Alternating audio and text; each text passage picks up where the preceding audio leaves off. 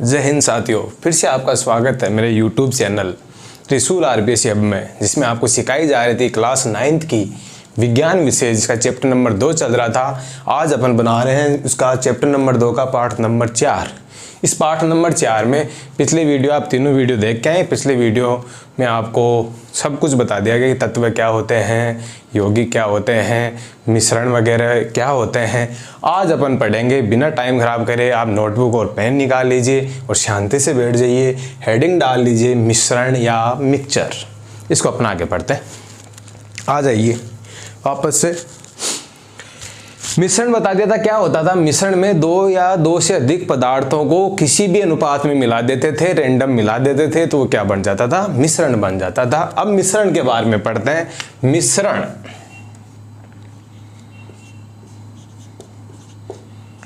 ध्यान देना, मिश्रण के जो आपको पहली क्लास में सारणी बनाई थी वहां पे बताया था कि मिश्रण दो प्रकार के होते हैं, समांगी मिश्रण, मिश्रण और एक विषमांगी मिश्रण। साथ के साथ याद कर लो और लिख भी लो, विषमांगी मिश्रण। क्वेश्चन ऐसे आ जाते हैं, कहीं से भी क्वेश्चन आ जाते हैं। आजकल ऐसा कुछ भी नहीं है, अच्छे पेपर आने लग गए हैं। तो मिश्रण के दो टाइप हो गए, समांगी मिश्रण और विषमांगी मिश्रण। समांगी मिश्रण में आप क्या पढ़ोगे, समांगी मिश्रण में आप पढ़ोगे विलयन। तो आपको पूछे समांगी मिश्रण का एग्जाम्पल क्या होता है, तो विलयन पढ़ोगे इसके अंदर, जो सही में विलयन होता है। और विषमांगी मिश्रण में आप दो पढ़ोगे, एक तो पढ़ोगे कोलाइडल और दूसरा पढ़ोगे निलंबन। तो याद कर लीजिए इस पूरी सारणी को। मिश्रण दो प्रकार के होते हैं, समांगी मिश्रण, विषमांगी मिश्रण। समांगी मिश्रण में क्या पढ़ना है अपन को, विलयन। और विषमांगी मिश्रण में दो पढ़ेंगे, कोलाइडल और निलंबन। आजकल एग्जाम में क्वेश्चन आ सकते हैं कि निलंबन और कोलाइडल किस प्रकार के मिश्रण के उदाहरण हैं, रिवर्स पूछ लेते हैं। तो आप क्या कहोगे, विषमांगी मिश्रण के उदाहरण है, जैसे फिल इन द ब्लैंक्स वगैरह आ गए। तो अब अपन पहली हेडिंग डाल देते, सारणी बना लीजिए और पहली हेडिंग डाल लीजिए समांगी मिश्रण।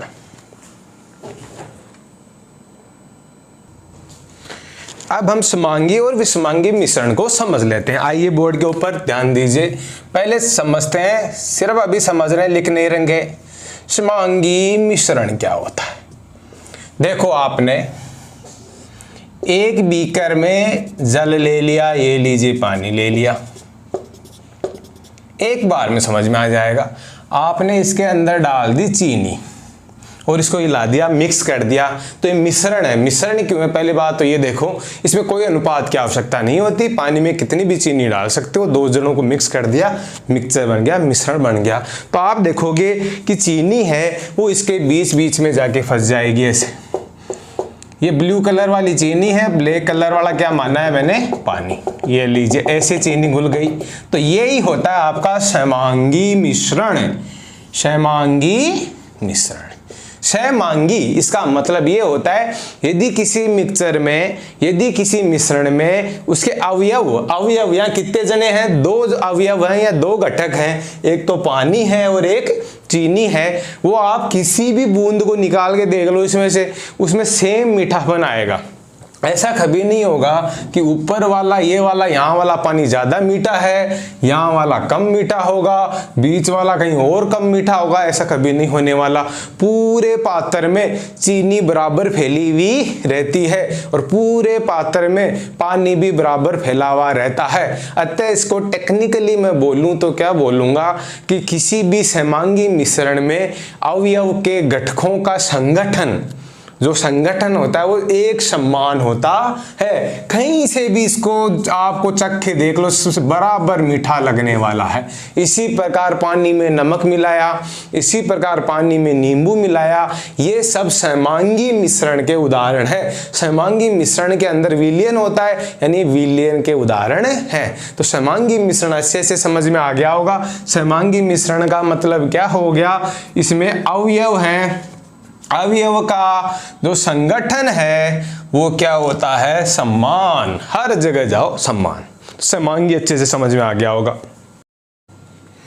इस प्रकार से आपको समांगी मिश्रण समझ में आ गया होगा। अब विषमांगी देख लो। विषमांगी मिश्रण क्या होता है? तो समांगी का उल्टा कर दो। समांगी में मिश्रण में अवयवों का संगठन एक समान था। कहीं से भी उठा के देख लो मिक्सचर को, उसमें दोनों चीजें, तीनों चीजें जो भी मिली हुई है वो सेम मात्रा में मिलेगी। विषमांगी में क्या होगा?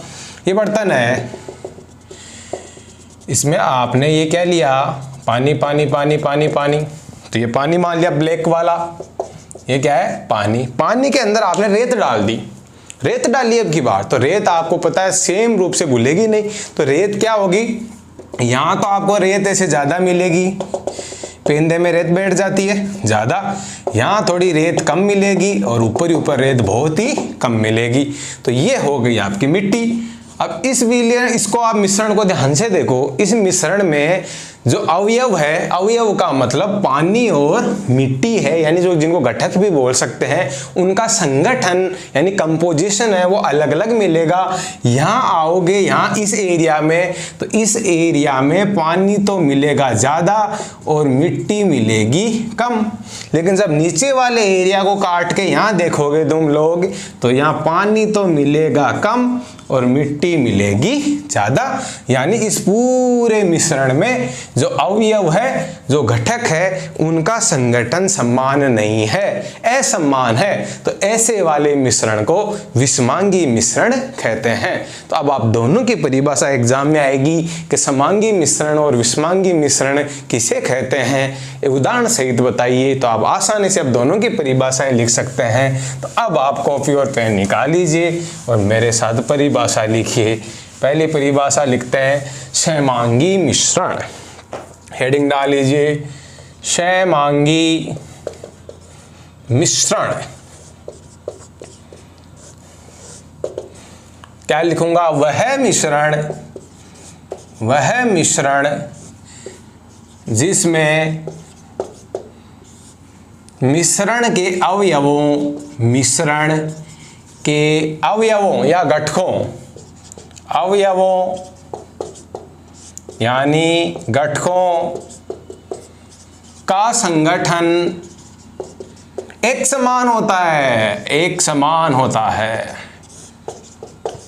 बहुत ही इंपॉर्टेंट परिभाषाएं हैं। वह मिश्रण जिसमें मिश्रण की नहीं है भाई, के अवयवों यानी घटकों का संगठन एक समान होता है। ऐसे मिश्रण को क्या कहोगे? क्षैमांगी मिश्रण कहते हैं। क्षैमांगी मिश्रण कहते हैं। हो गया काम। दूसरा, इसका एग्जाम्पल पूछ ले, उदाहरण पूछ ले, तो एक उदाहरण बता देना बहुत है। पानी प्लस चीनी। पानी में चीनी मिलाई, कौन सा मिश्रण बनेगा? क्षैमांगी मिश्रण। फिर इसको अभी डिटेल में और पढ़ेंगे। दूसरा फिर क्या आ जाएगा आपका? विषमांगी मिश्रण। विषमांगी मिश्रण, इसमें क्या लिखोगे? वह मिश्रण जिसमें मिश्रण के अवयवों, बस इसमें एक वर्ड और जोड़ दो काम हो जाएगा, अवयवों का संगठन एक समान, और कौन सा वर्ड लगा दिया? नहीं होता है, पहले वाले का उल्टा, यानी अब की बार संगठन समान नहीं होता है। ऐसे मिश्रण को क्या बोलोगे? विषमांगी मिश्रण कहते हैं। विषमांगी मिश्रण कहते हैं। उदाहरण का दोगे रे? उदाहरण कह दोगे पानी में अब की बार ऐसी चीज मिलाऊंगा जो हर जगह सेम रूप से नहीं घुलती हो, तो मिट्टी डाल दूंगा। ये लो, पानी प्लस मिट्टी। दोनों परिभाषाएं देखो, यदि आपको आती हैं, याद हो जाती हैं, तो तुरंत आपको 2 नंबर मिल जाएंगे। अच्छे से लिख लो, इसके बाद में आगे पढ़ते हैं। अब समांगी मिश्रण, आप में समांगी मिश्रण में क्या पढ़ेंगे, विलयन। जो भी समांगी मिश्रण होता है उसको क्या कह देते हैं, विलयन। विलयन तो हेडिंग डाल लो विलयन। तो परिभाषा तो आगे भाई समांगी मिश्रण ही विलयन होता है। तो क्या कहोगे, जब दो या दो से अधिक पदार्थों का समांगी मिश्रण बना दिया जाता है, समांगी मिश्रण, तो उसे विलयन कह देते हैं। यानी जो समांगी मिश्रण होते हैं वही क्या होते हैं, विलयन। तो डेफिनेशन तो बहुत आसान है, दो या,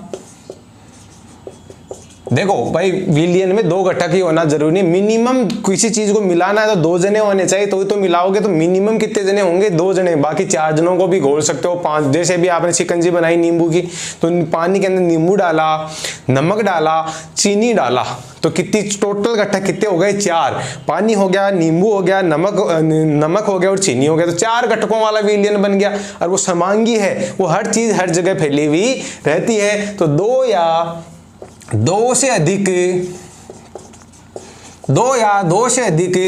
घटकों द्वारा बनाया गया समांगी मिश्रण, ये अंडरलाइन क्या है, ये समांगी होगा तो ही विलयन कहलाएगा। समांगी मिश्रण को विलयन कहते हैं भाई, क्या कहते हैं, विलयन सॉल्यूशन कहते हैं। बहुत ही अच्छी डेफिनेशन है। दो या दो से अधिक घटकों द्वारा बनाया गया समांगी मिश्रण क्या कहलाता है, विलयन। एनसीईआरटी के एग्जाम्पल याद होने चाहिए। वैसे आप रियल लाइफ में देख के बहुत सारे एग्जाम्पल लिख सकते हो। पहला देखो, मैं लिखता जा रहा हूं, नींबू प्लस पानी, ये सब एनसीईआरटी में याद करते जाओ यार, ये इजी भी है। चीनी प्लस पानी, बिल्कुल सही है, तो बहुत इजी है।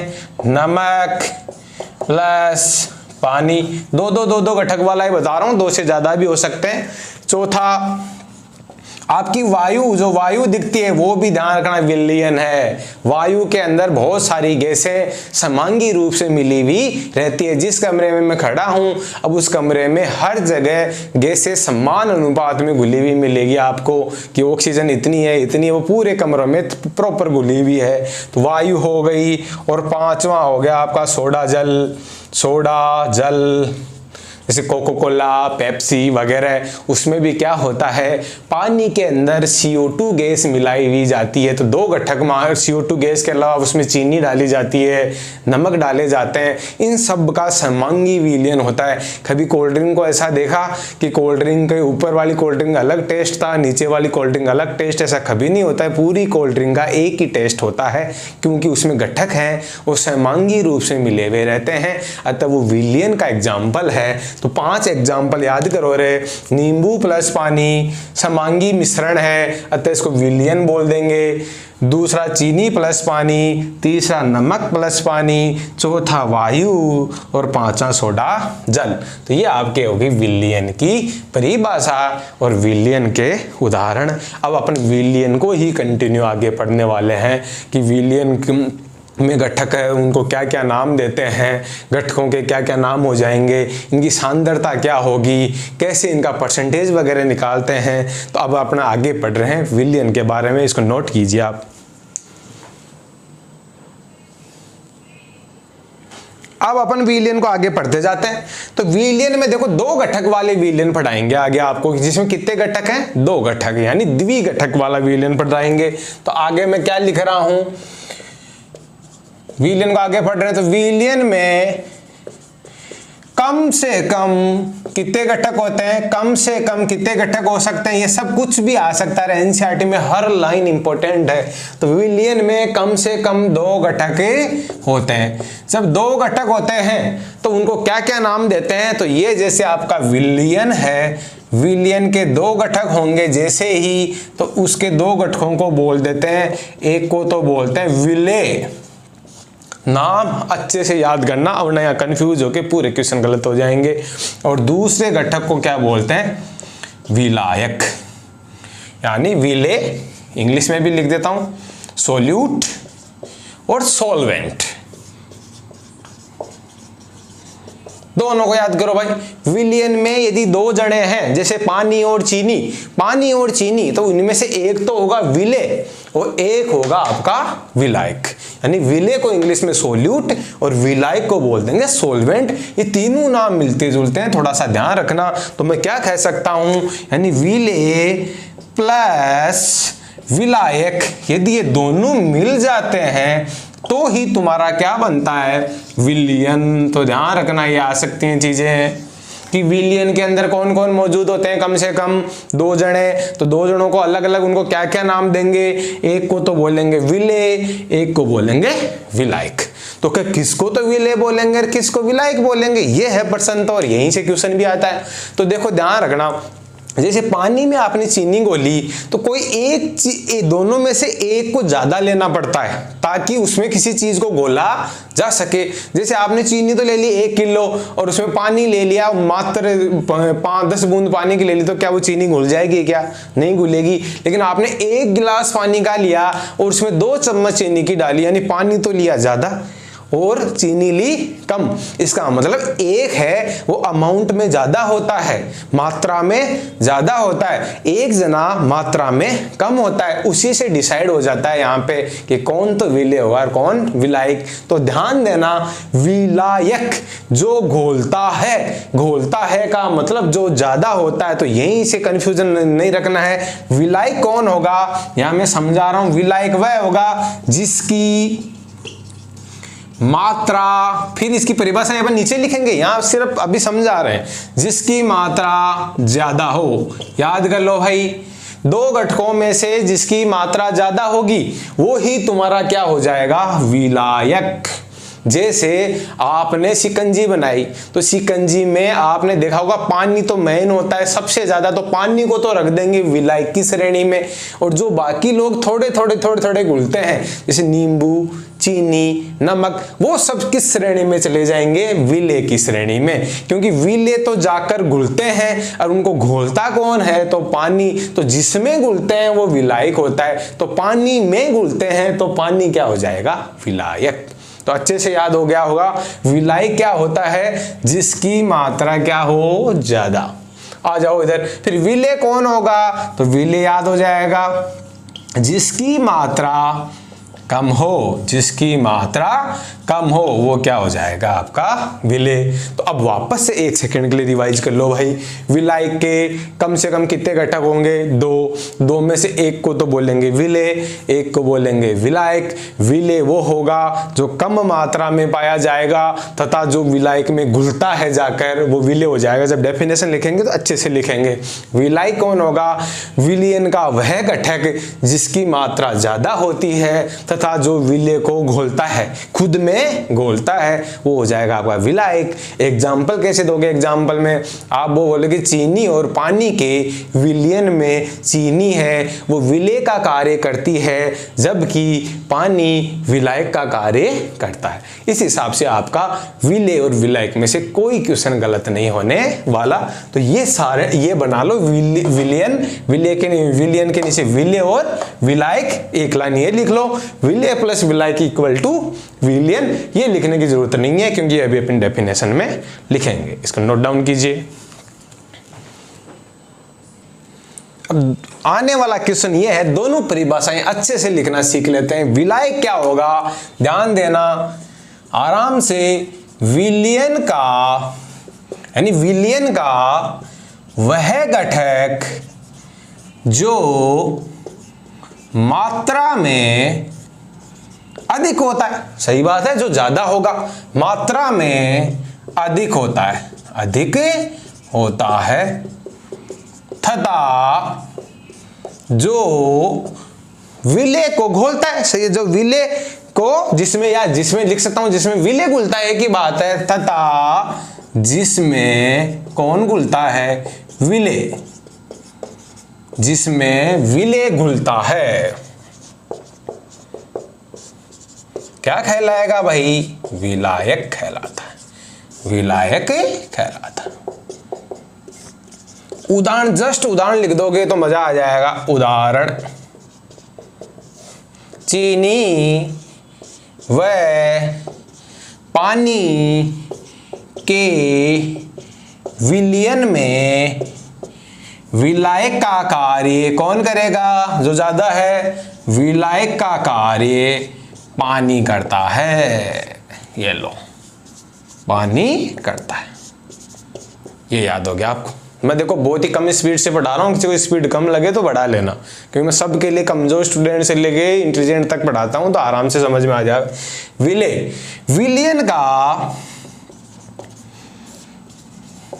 वह घटक, विलयन का वह घटक जो मात्रा में कम होता है। सही बात है, मात्रा में, कुछ कुछ चीजों को अंडरलाइन करो। ये मात्रा में अधिक को अंडरलाइन किया, मात्रा में कम होता है,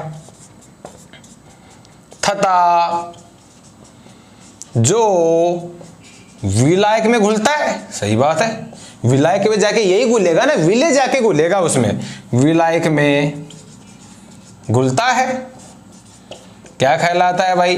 परिभाषाएं बहुत अच्छी लिखनी पड़ती है एग्जाम में नंबर लाने के लिए। विलय कहलाता है, विलय कहलाता है। ऊपर वाले एग्जाम्पल देके उसको समझा दो कि उदाहरण दूंगा मैं, क्या दूंगा? चीनी व पानी के विलयन में विलय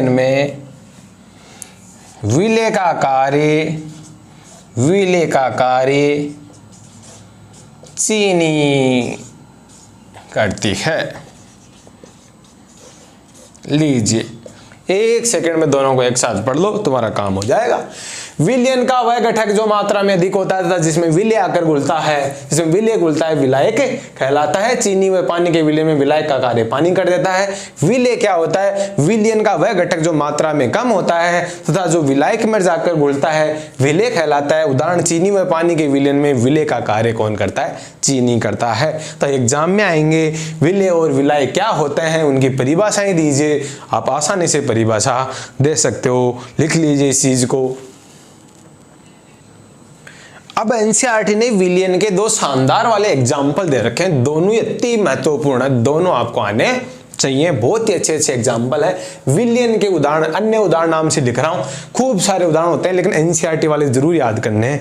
ये क्या कहता है कि एल्कोहल में आप लोग आयोडीन मिला दो, एक निश्चित मात्रा दे रखी है कि यदि आप वो ऐसा विलयन बनाते हो तो उससे टिंक्चर आयोडीन बोलते हैं। क्या बोलते हैं? Tincture iodine. ये क्या होता है? घाव वगैरह साफ करने के काम में आता है। अपन लाते हैं ना अपने घर में, आपको दिख जाएगी एक लाल सी दवा होती है बोतल में, जिसको घाव पे लगा के साफ करते हैं। लाल कलर से आता है, थोड़ा सा मतलब रेड, ब्लैक रेड आता है, ब्लैक रेड जैसा आता है, तो वो उसी को होता है टिंक्चर आयोडीन। तो टिंक्चर आयोडीन है वो विलयन का उदाहरण है। उसमें आपको क्वेश्चन आएगा इसमें कौन तो विलय है और कौन विलायक है, तो ध्यान रखना उसमें आयोडीन होती है वो तो बहुत कम मात्रा में होती है, तो आयोडीन तो हो जाएगी विलय और एल्कोहल हो जाएगा आपका विलायक। तो अच्छे से इसको एक एग्जांपल को लिखता हूं मैं। क्या लिखूंगा? टिंक्चर एल्कोहल में आयोडीन मिलाने पर, आयोडीन सब कुछ याद करना है, आयोडीन मिलाने पर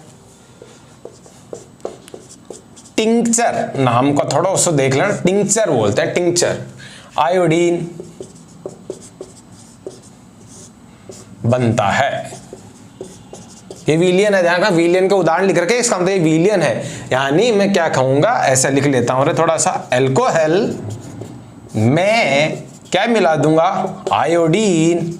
जब रिवीजन करोगे तो ऐसी छोटी लाइनें काम आती है, तो इसको क्या बोल देते हैं? Tincture iodine. टिंक्चर आयोडीन बनता है। इसमें विलय का काम कौन करेगा? इस विलयन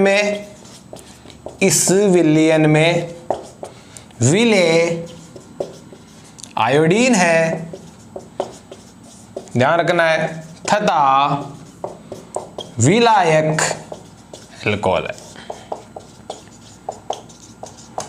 एल्कोहल है। ये लीजिए, अच्छा क्वेश्चन तैयार हो गया आपका कि टिंक्चर आयोडीन में है वो विलय और विलाय कौन कौन होते हैं, तो आपने आसानी से बता दोगे आयोडीन विलय है और विलायक आपका कौन हो जाएगा? एल्कोहल हो जाएगा। एक एग्जाम्पल रेडी, इसका example number 1। Example number 2 soda जल वाला एग्जाम्पल है कि सोडा जल है उसमें क्या होता है, यानी कोक, जिसको कोक भी बोलते हैं, सोडा जल, कोक, पेप्सी वगैरह कुछ भी बोल दो, इनको एक ही बात है। सोडा जल भी किसका एग्जाम्पल है, विलयन का उदाहरण है, विलयन का उदाहरण है। लेकिन इसमें कौन किस में क्या घुलता है, कौन विलय कौन विलायक है, वो इंपॉर्टेंट है। तो इसमें है, ध्यान रखना, पानी होता है, पूरा कंटेंट पानी के अंदर CO2 गैस मिलाई जाती है, बाकी कुछ अदर चीजें भी मिलाई जाती है। मेन कंटेंट की बात करें, मेनली कौन कौन होता है, ऐसे तो इसमें शुगर भी आता है, कुछ रंग वगैरह भी मिलाए जाते हैं, लेकिन मेन यदि 2 चीजें मान के चलूं तो इसमें एक मेन पानी के अंदर CO2 गैस घुलती है। तो पानी तो हो गया विलायक, और जो CO2 कार्बन डाइऑक्साइड गैस है वो विलय का काम करती है। तो मैं क्या कह दूंगा, उदाहरण है, जल विलायक का कार्य करता है, जल विलायक का कार्य करता है, जल विलायक का कार्य करता है, तथा carbon dioxide gas, carbon dioxide gas, यानी यह शॉर्ट फॉर्म में बताने ऑप्शन में CO2 गैस ही आ जाए। CO2 गैस किसका काम करती है, विलय का कार्य करती है। यह लीजिए शानदार एग्जांपल है। तो यानी ऐसा बोलूं कि जल है, जल में आप CO2 गैस जोड़ दोगे, मिक्स कर दोगे, समांगी विलयन बनेगा, तो उससे जो बनेगा उसको क्या कहेंगे, सोडा जल। तो प्यारे प्यारे एग्जाम्पल है, दोनों नोट करो और अभी के अभी याद कर लो भाई। एल्कोहल आयोडीन बनाया, आयोडीन टिंचर बना, आयोडीन विलय है और इसमें एल्कोहल विलायक है, वहां पानी का कोई काम नहीं है, ध्यान रखना। फिर आ गया सोडा जल यानी कोक, पेप्सी वगैरह, जो भी एक विलयन है, उसके अंदर विलायक तो क्या हो गया, आपका जल हो गया। और आपकी CO2 गैस है वो क्या, इसीलिए जब भी बोतल को खोलते हैं उसमें से गैस बाहर निकलती है, इसका मतलब उसमें कौन घुला हुआ था, CO2 gas, carbon dioxide gas. तो देखो कार्बन डाइऑक्साइड को आप सांस से लोगे तो आप मर सकते हो, लेकिन कार्बन डाइऑक्साइड को आप पी सकते हो। यही अलग सा एग्जाम्पल है, नोट कीजिए आप दोनों को। अब एक उदाहरण नंबर 3 और एनसीईआरटी का ही है। एनसीईआरटी क्या कहती है, वायु भी एक विलयन है, जो आसपास आपके वायु है वो भी क्या है, एक विलयन। बिल्कुल सही बात है, मैंने बताया था आपके समांगी विलयन में एग्जांपल दिखाया था, चौथे नंबर पे वायु। तो वायु एक विलयन है, लेकिन इस विलयन में 1-2 घटक नहीं होते, इसमें बहुत सारे घटक होते हैं। आपको बताया रियल में देखोगे तो उसमें nitrogen, oxygen, carbon dioxide, carbon monoxide, sulphur dioxide, बहुत सारी गैसों का एक मिश्रण बनता है। लेकिन एनसीईआरटी ये क्या कहती है कि मुख्यतः 2 गैस पाई जाती हैं। मुख्यतः बोला है उसने, ये नहीं कहा 2 ही पाई जाती हैं, मुख्यतः 2 गैस पाई जाती है, जो लगभग वही होती है 99% तो दोनों मिलके ही 90%, 99% तो वही हो जाती है। फिर 1-1.5% में सारी गैसें आ जाती है। तो वो पूछेगा आपसे, तो मैं क्या खाऊंगा, पहले ध्यान से देखते हैं। वायु भी एक गैसीय विलयन है, वायु भी एक गैसीय विलयन है। इसमें गैसीय वर्ड लगा दिया क्योंकि गैस है, सारी चीजें इसमें घुलने वाला भी गैस है, घोलने वाला भी गैस है, विलय भी गैस, विलायक भी गैस, सभी गैस हैं। तो इस विलयन के पीछे क्या लगा दिया, गैसीय विलयन। तो कभी आ जावे कि गैसीय विलयन का एग्जाम्पल दो एक, तो वायु लिख देना आप, गैसीय विलयन, तो उसका एग्जाम्पल क्या हो जाएगा, वायु। याद हो गया 1%। तो वायु भी एक गैसीय विलयन है जिसमें मुख्यतः 2 गैसें पाई जाती है। मुख्यतः वर्ड को अंडरलाइन कर रहा हूं, हर लाइन का एक मतलब होता है। मुख्यतः मेनली 2 ही गैस होती है, ऐसे बहुत सारी होती है, मैंने बता दिया आपको। मुख्यतः 2, तो जिसमें मुख्यतः 2 गैसों का समांगी मिश्रण होता है। ये समांगी होता है ना, सही बात है, कि विलयन बना है तो कौन सा मिश्रण है, तो वायु एक समांगी मिश्रण का एग्जाम्पल है जिसमें मुख्यतः 2 गैसों का समांगी मिश्रण होता है। सही बात है।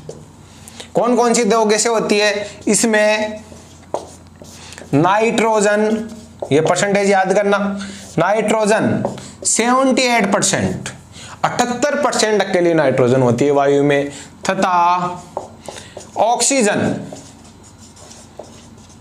21%, 21%। याद करो, इस वायु में मुख्यतः दो गैसें होती हैं, इसमें नाइट्रोजन 78% तथा ऑक्सीजन 21% होती है। तो अब आप देख के बताओ रहे इसको, इसमें कौन तो विलेय माना जाएगा और कौन विलायक माना जाएगा। तो ज्यादा मात्रा में जो भी होता है वो मेनली वो विलायक होता है। तो नाइट्रोजन तो क्या हो गया, ये आएगा क्वेश्चन। तो विलायक की भूमिका, वायु में विलायक की भूमिका कौन निभाता है, तो वायु में विलायक नाइट्रोजन होता है। और विलेय कौन होता है, तो विलेय में मेन तो ऑक्सीजन होता है। इसके अलावा carbon dioxide, sulphur dioxide, carbon monoxide, कई गैसें होती हैं, लेकिन इन दोनों का पूछेगा वो तो आपसे। तो मैं क्या कहूंगा, वायु में नाइट्रोजन किसका कार्य करेगी, नाइट्रोजन विलायक तथा ऑक्सीजन किसका कार्य करती है, विलेय का कार्य करते हैं। ये लो, शानदार शानदार प्रश्न है इस चैप्टर में, कमी नहीं है। वायु में नाइट्रोजन विलाय का काम करते हैं तथा ऑक्सीजन किसका काम करते हैं, विलेय का कार्य करते हैं। अब मैंने आपको 3 एग्जांपल बता दे विलयन के कितने है, वो क्या फर्क पड़ता है। 3 एग्जांपल तो अलग से ही लिखवा दिए, आयोडीन टिंचर वाला एग्जाम्पल लिखा दिया, सोडा जल वाला एग्जाम्पल लिखा दिया, और आपका वायु वाला एग्जाम्पल, तीनों का एक्सप्लेन भी कर दिया कि आयोडीन टिंचर में कौन विलेय विलायक होता है, सोडा जल में कौन विलेय विलायक होता है, और आपके वायु में कौन विलेय विलायक होता है। यह सबसे बेस्ट एग्जांपल है। एक बार और देख लो, वायु ये गैस, ये विलयन का एग्जांपल है। ये गैसों का समांगी मिश्रण होता है, हर लाइन इंपॉर्टेंट है। इसमें नाइट्रोजन व ऑक्सीजन मुख्य 2 गैसें होती हैं, बाकी भी होती हैं, मुख्य 2 गैसें होती हैं। नाइट्रोजन 78% होती है और आपकी ऑक्सीजन 21% होती है। इसमें नाइट्रोजन ज्यादा है, अतः ये विलायक का कार्य करती है, और जो आपकी ऑक्सीजन है वो मात्रा में कम है, अतः वो विलेय का कार्य करती है। इसी के साथ विलयन की सारी परिभाषाएं तुम्हारे खत्म हो चुकी है। अब अपन एक शानदार प्रश्न करेंगे, वो यानी शानदार टॉपिक, यानी लास्ट इतना विलयन पढ़ लिया आपने, अब लास्ट में एक 9th क्लास में क्वेश्चन आता है कि विलयन के क्या क्या गुण होते हैं, तो उन गुणों को एक साथ लिख देंगे। तो विलयन के गुणधर्म अगला टॉपिक है, हेडिंग डाल लीजिए। आ जाइए अब लास्ट पढ़ते हैं आज का, जो विलयन के पढ़ने के बाद में ये जब भी क्वेश्चन आएगा, बहुत ही शानदार क्वेश्चन है कि विलयन के गुण लिखिए आप, तो बड़े क्वेश्चनों में आएगा ये क्वेश्चन। तो ये गुण 5 गुण लिखे हैं मैंने, ताकि आपका ज्यादा टाइम खराब नहीं हो। इन 5 गुणों को आसानी से याद हो जाएंगे अभी के अभी।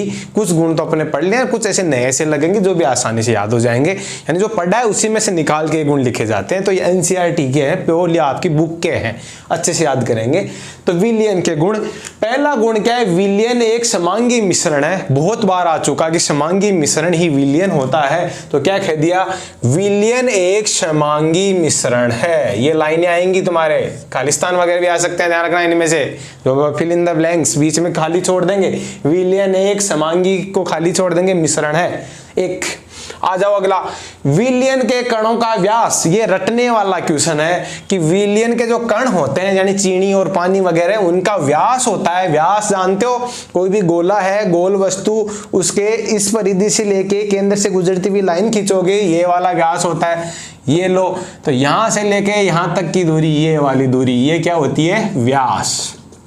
मैथमेटिक्स में आता है तो व्यास, तो ये व्यास होता है वो 1 नैनोमीटर। ये nm जो लिखा हुआ है, nm, उसकी आप हिंदी लिख सकते हो ऊपर कॉपी पे। 1 nm का मतलब क्या होता है, ये nm का मतलब होता है नैनोमीटर। जब कोई चीज बहुत छोटी छोटी होती है तो उसको नैनोमीटर, पिकोमीटर, मिलीमीटर ऐसे लिखते हैं। तो ये नैनोमीटर है, एन का मतलब नैनो, एम का मीटर, मीटर, और 1 नैनोमीटर में 10⁻⁻⁹ मीटर होते हैं। याद कर लो, ये सारा ये लाइन रटने वाली है भाई। तो विलयन के कणों का व्यास 1 नैनोमीटर अर्थात 10⁻⁻⁹ मीटर से भी छोटा होता है, यानी इससे छोटा छोटा 1 नैनोमीटर से छोटे छोटे ही कण होते हैं विलयन में, से भी छोटा होता है, अतः इनको आंखों से नहीं देखा जा सकता। इनको अब आप कभी भी पानी में चीनी को देख सकते हो क्या? घुलने के बाद कभी नहीं दिखेगी, नमक भी नहीं दिखेगा, आंखों से नहीं दिखेगा, क्योंकि उसके कण होते हैं वो 1 नैनोमीटर से भी छोटे होते हैं। तो विलियन में कणों का आकार बहुत छोटा होता है, 10⁻⁹ मीटर, और या नैनोमीटर में बोलूं तो 1 नैनोमीटर। तो ये डाटा याद रखो भाई, जब आपके एबेसेड आएंगे, एमसीक्यू आएंगे, मल्टीपल चॉइस क्वेश्चन आएंगे, तो उसमें 1 नैनोमीटर वाले आंसर को टिक करना है, 1 नैनोमीटर से छोटे होते हैं। आ जाओ आगे। अपने छोटे आकार के कारण विलियन के कण गुजर रही प्रकाश की किरणों को फैलाते नहीं हैं। इन पे जब आप टॉर्च डाल के देखोगे तो वो टॉर्च का रास्ता बनता हुआ नहीं दिखेगा। अभी आप आगे देखोगे कुछ ऐसे विलियन बनते हैं जो कोलाइडल वगैरह है ना, उनमें आपको प्रकाश का रास्ता साफ साफ दिखेगा। तो वो घटना है, आगे पढ़ेंगे, अभी के लिए इतना समझो। अपने छोटे आकार के कारण विलियन के कण गुजर रही प्रकाश की किरणों को नहीं फैलाते हैं, ये प्रकाश की किरणों को फैलाते नहीं है। बड़ा कण होगा तो उस पे प्रकाश गिरेगा, तो प्रकाश गिर के वो इधर उधर घूम जाता है, तो घूमने से वो जहां जिधर से भी प्रकाश गुजर रहा है तो वो प्रकाश जलता हुआ दिखेगा, एकदम आपको ऐसे पूरा रास्ता दिखेगा, उसका मार्ग दिखेगा। लेकिन विलियन के कण बहुत छोटे होते हैं, तो विलियन के कण छोटे होने के कारण वो प्रकाश को इधर उधर बिखेरेंगे नहीं, तो उसका रास्ता नहीं दिखने वाला, आपको पूरा विलियन ही ऐसे दिखेगा, नॉर्मल रास्ता नहीं दिखेगा अलग से। तो देखो, अपने छोटे आकार के कारण विलियन के कण गुजर रही प्रकाश की किरणों को नहीं फैलाते हैं, इसलिए विलियन में प्रकाश का मार्ग दिखाई नहीं देता है। ये वर्डिंग को ध्यान रखो, नहीं देता है। फिर आ जाओ, छानने की विधि द्वारा विले व विलाय को अलग नहीं किया जा सकता। एक बार आपने पानी में चीनी घोल दी तो फिर उसको छान